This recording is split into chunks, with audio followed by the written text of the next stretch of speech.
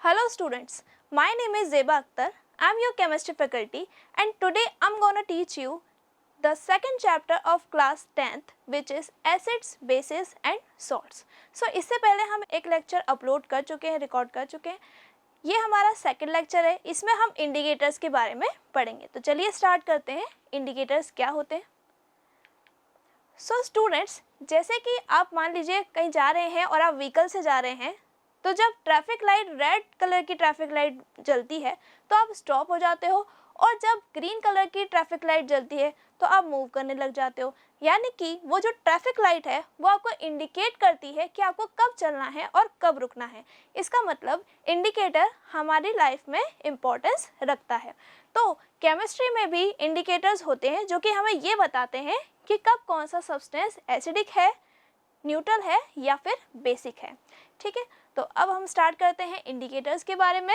Those indicators which changes their colour और smell in different types of substances like acids, bases and neutral substances are called indicators. यानी कि ऐसे indicators जो कि अपनी colour या स्मेल को चेंज कर लेते हैं अगर वो किसी एसिडिक मीडियम के कांटेक्ट में आते हैं या फिर बेसिक मीडियम के कांटेक्ट में आते हैं या न्यूट्रल के कांटेक्ट में आते हैं. Testing a substance is not a good way to find out whether it is an acid और बेस. यानी कि किसी सब्सटेंस को चख कर ये पता लगाना कि वो एसिडिक है या बेसिक, ये हमारे लिए हार्मफुल हो सकता है. ये सही तरीका नहीं है. तो फिर सही तरीका क्या है बच्चों? सही तरीका है कि आप इंडिकेटर्स का यूज़ करें. तो आपकी एनसीईआरटी बुक में जितने भी इंडिकेटर्स दिए हुए हैं वो आज मैं आपके साथ डिस्कस करने वाली हूँ. चलिए स्टार्ट करते हैं टाइप्स ऑफ इंडिकेटर. वैसे तो इंडिकेटर दो टाइप के होते हैं, स्मेल और कलर के अकॉर्डिंग. एक होता है ऑल्फैक्टरी इंडिकेटर जो स्मेल के लिए होता है, और दूसरा होता है विजुअल इंडिकेटर जो कि आपका किस लिए होता है? कलर के लिए होता है. कलर चेंज शो करता है एसिड, बेस और न्यूट्रल में.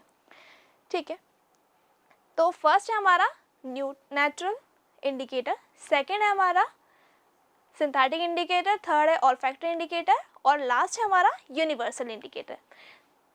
ठीक है, तो अब हम नेक्स्ट स्लाइड पर आ जाते हैं. फर्स्ट है हमारा natural indicator.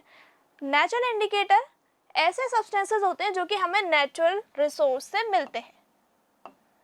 Natural indicators are obtained from natural resources. Natural resources से हमें नेचुरल इंडिकेटर मिलता है. फॉर एग्जाम्पल, यहाँ पे मैंने दो एग्जाम्पल लिए हैं, litmus paper and turmeric. Litmus paper neutral में पर्पल कलर देता है. अगर आपके पास ब्लू कलर का लिटमस पेपर है तो एसिड के कांटेक्ट में आने पर वो रेड हो जाता है, और अगर आपके पास रेड कलर का लिटमस पेपर है तो बेस के कांटेक्ट में आने पर वो ब्लू हो जाता है. इसी तरीके से अगर हम टर्मरिक की बात करें तो आप सब जानते हैं कि टर्मरिक का कलर येलो होता है, लेकिन जैसे ही आप टर्मरिक को बेस के कांटेक्ट में लेकर आएंगे तो वो रेड कलर में चेंज हो जाता है. तो चलिए हम इसको थोड़ा और अच्छे से समझते हैं.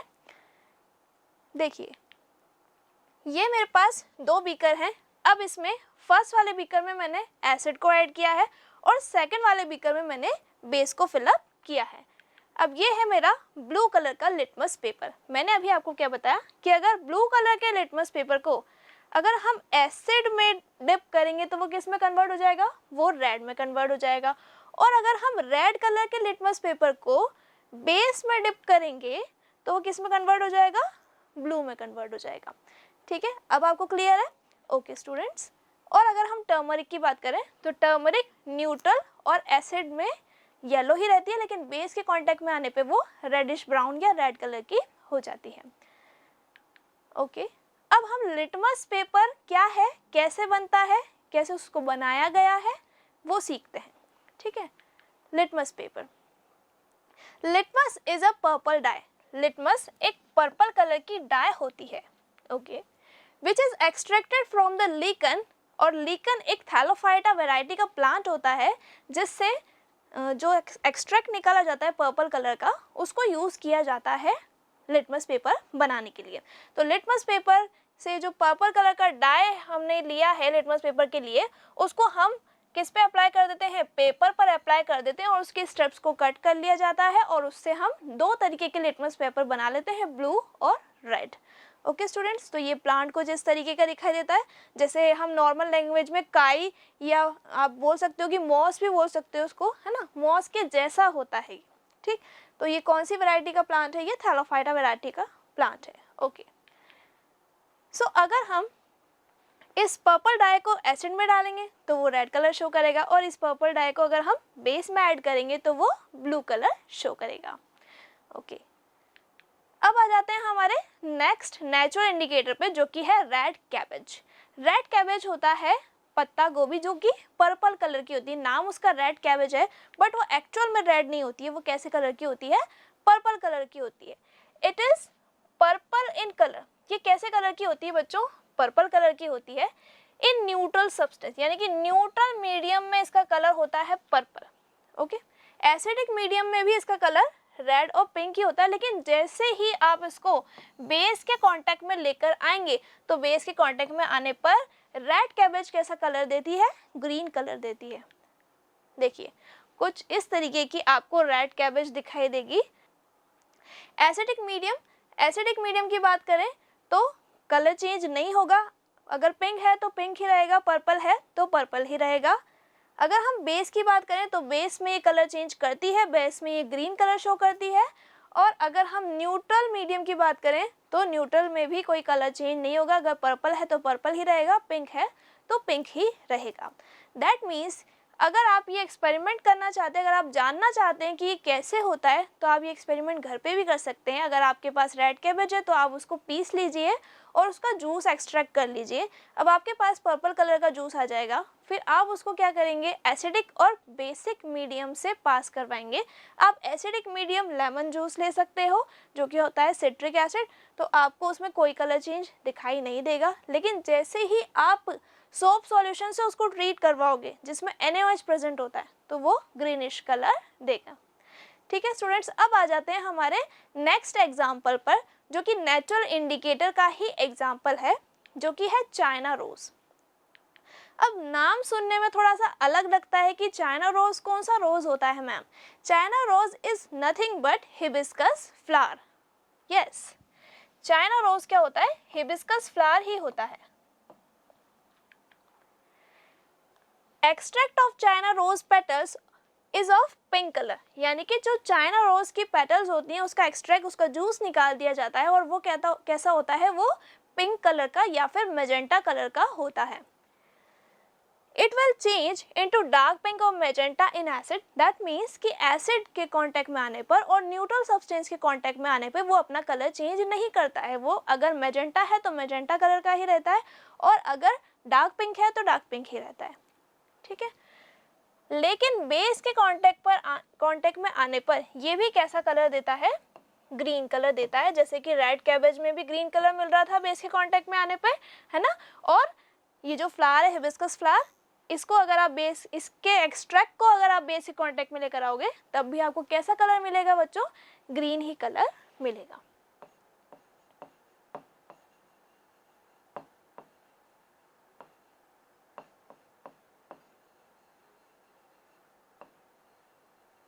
तो ये है हमारा हिबिस्कस फ्लावर। अभी यहाँ पे आपको मैजेंटा कलर दिख रहा है, लेकिन पिंक कलर का भी होता है। आपने देखा ही होगा गार्डन्स में जनरली रेड कलर का दिखाई देता है हमें, है ना। जनरली गार्डन्स में जो हिबिस्कस फ्लावर होता है वो हमें रेड ही देखने को मिलता है, बट पिंक भी होता है। ओके, एसिडिक मीडियम में या तो डार्क पिंक या मैजेंटा कलर होगा, न्यूट्रल में भी डार्क पिंक और मैजेंटा ही कलर होगा, यानी कि एसिडिक मीडियम में और न्यूट्रल मीडियम में ये अपना कलर चेंज नहीं करता है, लेकिन बेसिक में अपना कलर चेंज कर लेता है और ग्रीन में कन्वर्ट हो जाता है। ओके, तो ये थे हमारे नेचुरल इंडिकेटर्स के एग्जाम्पल्स। अब आ जाते हैं हम सिंथेटिक इंडिकेटर पर। सिंथेटिक इंडिकेटर, देखिए सिंथेटिक इंडिकेटर को लेबोरेटरी में बनाया जाता है। Synthetic indicators which are synthesised in laboratory, उसको लैब में बनाया जाता है। ये ऐसे सब्सटेंस होते हैं जो कि एसिड या बेस के कांटेक्ट में आने पर अपना कलर चेंज कर देते हैं। एसिड या बेस के कांटेक्ट में आने पे अपना कलर चेंज कर देते हैं, इन्हें कहते हैं सिंथेटिक इंडिकेटर्स। ये होते हैं chemicals. Okay students, so first example है हमारा फिनोफ्थलीन। अब जो फिनोफ्थलीन है बच्चे अक्सर उसकी स्पेलिंग गलत ही लिख कर आते हैं, तो प्लीज़ फिनोफ्थलीन की स्पेलिंग को अच्छे से लर्न कीजिए।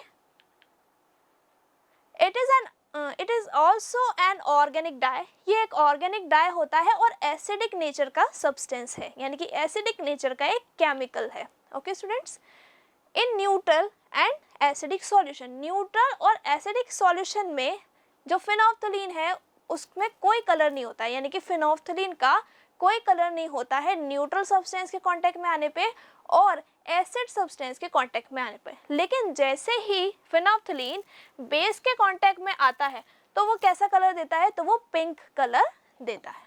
ओके, अब इसको और अच्छे से समझते हैं। ये जो बीकर है, इस बीकर में हमने बेस लिया है और जैसे ही हम इसमें drop by drop phenolphthalein add करेंगे, ठीक है, ये ड्रॉप बाय ड्रॉप अगर हमने इसमें फिनोफ्थलीन ऐड किया है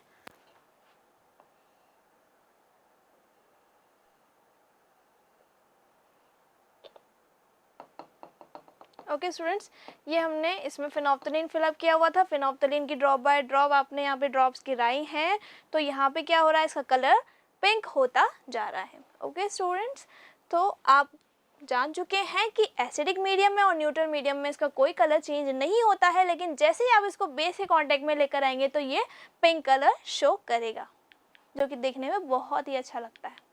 ओके, मिथाइल ऑरेंज। अब आप नाम से ही समझ गए होंगे कि मिथाइल ऑरेंज जो है वो ऑरेंज कलर का होता है। मिथाइल ऑरेंज भी एक केमिकल सब्सटेंस है, सिंथेसाइज्ड किया गया है लेबोरेटरी में। It is also a colour dye, ये एक कलर डाई होती है।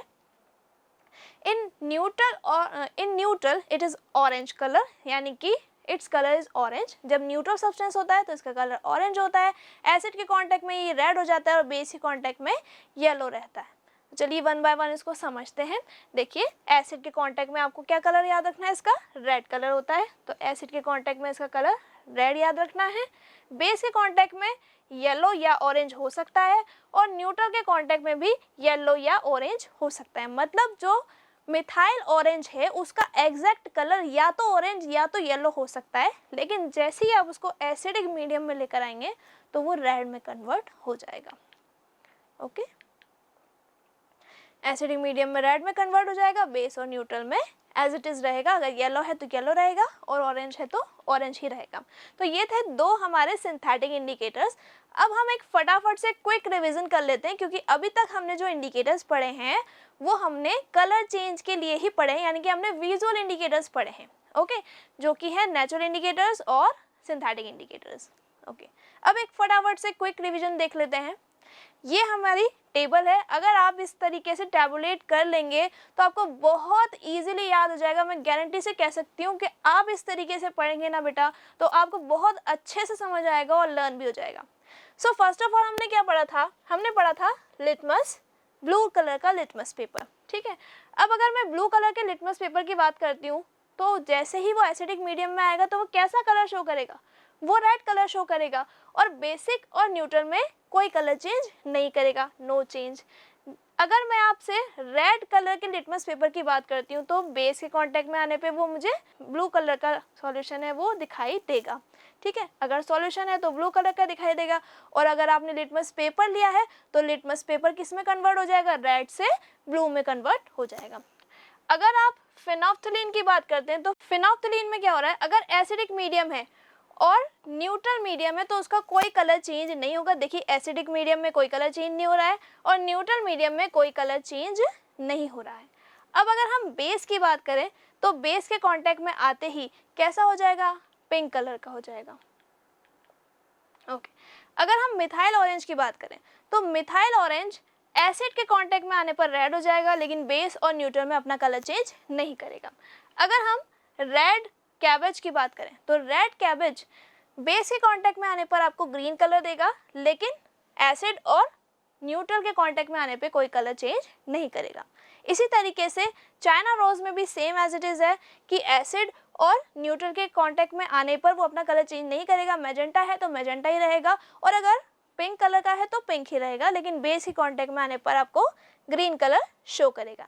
टर्मरिक की अगर हम बात करें तो टर्मरिक हमें बेस के कांटेक्ट में आने पर रेडिश ब्राउन कलर देता है। अगर आप टर्मरिक का जो रेडिश ब्राउन कलर यहाँ पे चेंज हुआ है, अगर आप इसको अच्छे से समझना चाहते हो तो आप मेरी एक्सपेरिमेंटल वीडियो भी देख सकते हो, मोशन फाउंडेशन यूट्यूब चैनल पर अवेलेबल है। और अगर आपको कोई कंटेंट चाहिए, अगर आपको नोट्स नहीं मिल पा रहे हैं, तो आप मोशन लर्निंग ऐप से वो नोट्स भी ले सकते हैं जो आपके लिए फ्री है। ओके स्टूडेंट्स, अब आ जाते हैं हम ऑल्फैक्टरी इंडिकेटर पे। ऑल्फैक्टरी इंडिकेटर्स ऐसे इंडिकेटर्स होते हैं जो कि अपनी स्मेल को चेंज कर देते हैं एसिड या बेस के कांटेक्ट में आने पर, वो अपनी ऑर्डर को चेंज कर देते हैं। ऑर्डर का मतलब है यहाँ पे smell. Okay, commonly used olfactory indicators are raw onion, vanilla essence and clove oil. यानी कि जो इंडिकेटर्स हैं ऑल्फैक्टरी इंडिकेटर्स वो कौन कौन से हैं? रॉ ऑनियन, यानी कि जो ऑनियन जो आप डेली खाते हो, जो यूज़ करते हो, अगर आप ऑनियन को एसिड के कांटेक्ट में लेकर आओगे तो उसकी स्मेल एनहेंस हो सकती है। स्मेल जो है वो कैसी हो जाएगी? इंक्रीज हो जाएगी। रिटेन का मतलब बनी रहेगी। और बेस के कांटेक्ट में आने के बाद क्या हो जाएगी? डिक्रीज हो जाएगी।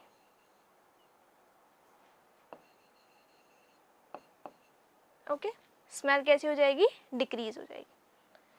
और यहाँ पे स्मेल इंक्रीज हो जाएगी। अगर आप वैनिला एसेंस की, वैनिला आइसक्रीम खाई है सभी ने, वैनिला आइसक्रीम में वैनिला एसेंस डाला जाता है, जितना भी ड्रॉप बाय ड्रॉप उसमें ऐड किया जाता है, उसकी फिक्स क्वांटिटी होती है। तो अगर आप उसको एसिड के कांटेक्ट में लेकर आओगे तो उसकी स्मेल एनहेंस हो जाएगी, यानी कि स्मेल कैसी हो जाएगी? यहाँ पे इंक्रीज हो जाएगी। और यहाँ पे स्मेल कैसी हो जाएगी? यहाँ पे स्मेल डिक्रीज हो जाएगी। क्लियर है सभी को? ये थे हमारे ऑल्फैक्टरी इंडिकेटर्स के एग्जाम्पल। चलिए अब लास्ट एग्जाम्पल, जो कि लास्ट हमारा इंडिकेटर है, लास्ट इंडिकेटर पर आ जाते हैं, जो कि हमारा यूनिवर्सल इंडिकेटर। अब यूनिवर्सल इंडिकेटर क्या होता है? यूनिवर्सल इंडिकेटर एक मिक्सचर होता है सारे इंडिकेटर्स का। An indicator is a substance that changes their colour in different pH environment. यानी कि इंडिकेटर क्या होता है? जो अलग अलग पीएच एनवायरनमेंट में अपना कलर चेंज करता है और पीएच वैल्यू शो करता है।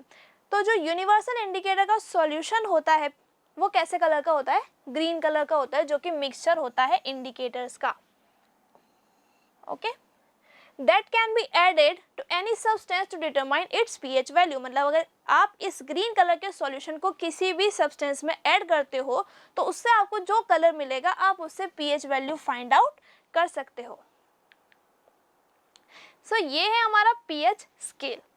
अब ये जो हमारा पीएच स्केल है, देखिए इसमें आप कैसे फाइंड आउट करेंगे कि कौन सा कलर रेड कब आएगा, ग्रीन कब आएगा, या फिर पर्पल कलर कब आएगा।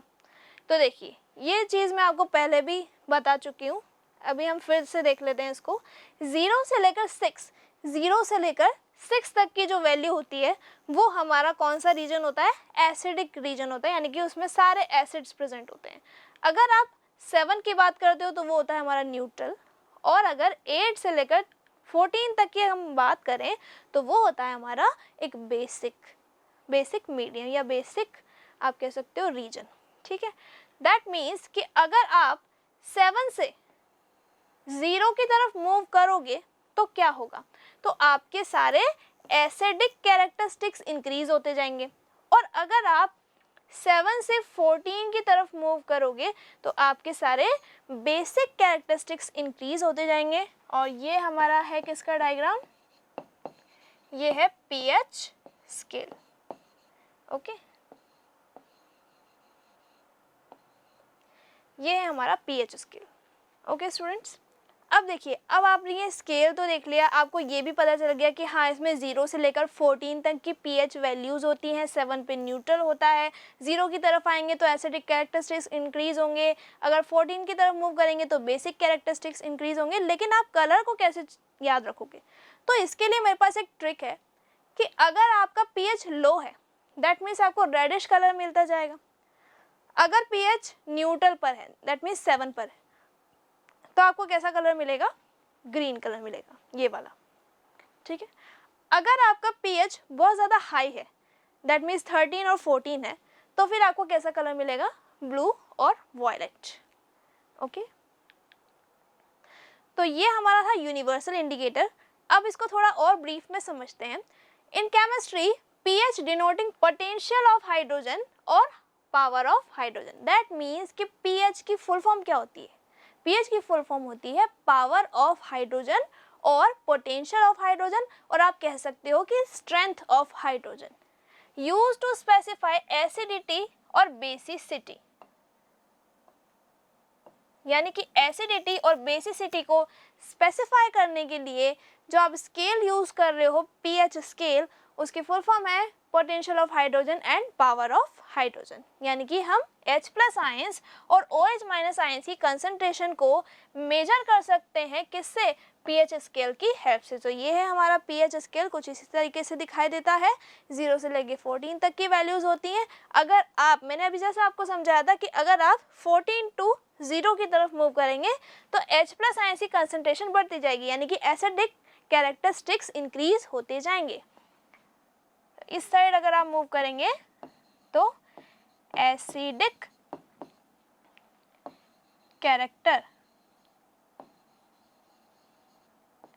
कैरेक्टरिस्टिक्स आपके इंक्रीज हो जाएंगे, ठीक है। और अगर आप इस साइड मूव करेंगे तो बेसिक कैरेक्टरिस्टिक्स इंक्रीज हो जाएंगे।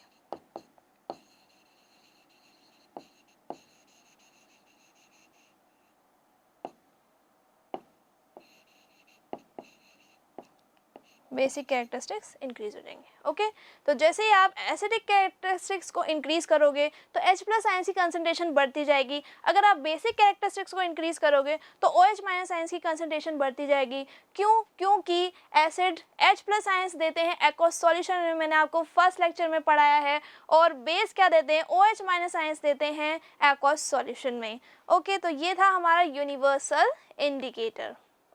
अब एक क्वेश्चन की हेल्प से समझ लेते हैं अभी तक हमने जो पढ़ा उसमें क्या सीखा हमने एसिड और बेस के बारे में, और हमने अभी क्या सीखा है pH स्केल के बारे में। तो चलिए एक क्वेश्चन कर लेते हैं। यू हैव टू सॉल्यूशंस, आपके पास दो सॉल्यूशन है A एंड B। ओके, तो आपके पास कितने सॉल्यूशन है बेटा? A सॉल्यूशन और B सॉल्यूशन। आपके पास दो सॉल्यूशन है। The pH of solution A is 6। जो pH है सॉल्यूशन A का वो 6 है। The pH of solution B is 8. Solution B का pH है आपके पास 8. Okay. Which solution has more hydrogen ion concentration? कौन से solution में हाइड्रोजन आयन की concentration ज़्यादा होगी? Which of this is acid और base? इनमें से कौन सा acid होगा और कौन सा base होगा? चलिए इसको समझते हैं। ये हमारा आंसर है। मैं आपको ऐसे समझाती हूँ कि आपके पास इस तरीके से एक सॉल्यूशन है A और दूसरा सॉल्यूशन है B। ये हमारी टेस्ट ट्यूब है और इसमें आपने B सॉल्यूशन ले लिया। इस सॉल्यूशन का pH वैल्यू दिया हुआ है 6 और इस सॉल्यूशन का pH वैल्यू हमारे पास गिवन है 8। तो ये हमारे पास दो pH वैल्यूज आ गई। अब हमें ये पता लगाना है कि कौन सा एसिडिक है और कौन सा बेसिक है और किस में H प्लस आयन की कंसंट्रेशन ज़्यादा है। सो आंसर है हमारा अब pH value of less than 7। अगर pH वैल्यू लेस देन 7 है, अभी हमने pH स्केल पढ़ा था, pH स्केल पढ़ा था जिसमें हमने 0 से लेकर के 14 तक की वैल्यूज को देख लिया था और यहाँ पे था न्यूट्रल 7। ठीक है, अब देखिए आप यहाँ पे pH कितना आ रहा है? 6 आ रहा है। 6 आ रहा है, दैट मीन्स कि यहाँ पे कहीं प्रेजेंट है। इसका मतलब ये कौन से रीजन में आ रहा है? ये एसिडिक रीजन में आ रहा है, यानी कि हमारा जो A सॉल्यूशन है वो कैसा है? एसिड है। मान लीजिए कि ये C2H2O4 ले लेते हैं। ठीक है, सपोज दैट कि जो ऑक्जेलिक है उसके लिए आपके पास इतना pH दिया हुआ है। अब ये जो ऑक्जेलिक है ये क्या है? एसिड। एसिड है तो क्या देगा? H प्लस आयन की कंसंट्रेशन देगा। ठीक है, तो ये हमें H प्लस देगा। ओके, अब हम सेकंड वाले की बात करते हैं। Which greater than 7 indicate a basic solution, यानी कि अगर 7 से ज़्यादा वैल्यू आ रही है तो फिर कौन सा सॉल्यूशन होगा? बेसिक। यानी कि ये वाला कौन सा सॉल्यूशन है? एसिडिक, ठीक है। और ये कौन सा सॉल्यूशन है, ये है बेसिक। ओके स्टूडेंट्स, तो ज़रूर नहीं है आप इसमें कोई पर्टिकुलर यहाँ पे एसिड लो, मैंने बस आपको यहाँ पे एग्जांपल बताया है। ओके, सो ये हमारा एसिडिक है क्योंकि इसका पीएच वैल्यू 7 से कम है। ये हमारा बेसिक सॉल्यूशन है बी, क्योंकि इसका पीएच वैल्यू 7 से ज़्यादा है। तो H प्लस आयन की कंसंट्रेशन किस में ज़्यादा होगी बताइए आप, एसिड में ही ज़्यादा होगी ना, एसिडिक मीडियम में ही ज़्यादा होगी। बेसिक तो क्या करता है, बेसिक तो आपको OH माइनस आयन की कंसंट्रेशन देगा ना, H प्लस की थोड़ी देगा। ओके, तो ये थे हमारे इंडिकेटर्स। अभी तक हमने सारे इंडिकेटर्स पढ़ लिए, नेचुरल इंडिकेटर क्या होता है, सिंथेटिक इंडिकेटर क्या होता है। तो सारे इंडिकेटर्स को आपको माइंड में रखना है, क्वेश्चन बनते हैं बेटा यहाँ से। आपको जो मैंने टैबुलेट फॉर्म में लिखवाया था उसको ज़रूर लिख लीजिएगा। अगर आपने वीडियो देखा है तो उसमें स्क्रीनशॉट लेके रख लीजिए, या फिर आप उसको नोट्स बना लीजिए प्रॉपर। मैं हमेशा कहती हूँ कि प्रॉपर नोट्स बनाने चाहिए ताकि आपको वो लॉन्ग टाइम तक याद रहे। ओके स्टूडेंट्स, तो अगर आपको आज का वीडियो अच्छा लगा है तो हमारे मोशन फाउंडेशन चैनल को सब्सक्राइब कीजिए, बेल आइकन को प्रेस कीजिए, वीडियो को ज़्यादा से ज़्यादा शेयर कीजिए और अपने फ्रेंड्स के साथ उसको देखिए कि कहाँ पे क्या टॉपिक पढ़ाया जा रहा है। अदर सब्जेक्ट्स के भी सारे लेक्चर्स अवेलेबल हैं, मैथ्स के अवेलेबल हैं, केमिस्ट्री के अवेलेबल हैं, फिजिक्स के अवेलेबल हैं, हिंदी के अवेलेबल है ना। तो जितने भी आपके 10th बोर्ड से रिलेटेड हैं सारे लेक्चर्स रिकॉर्ड होके डल चुके हैं, जो भी अभी तक डल चुके हैं वो सारे आप देखिए।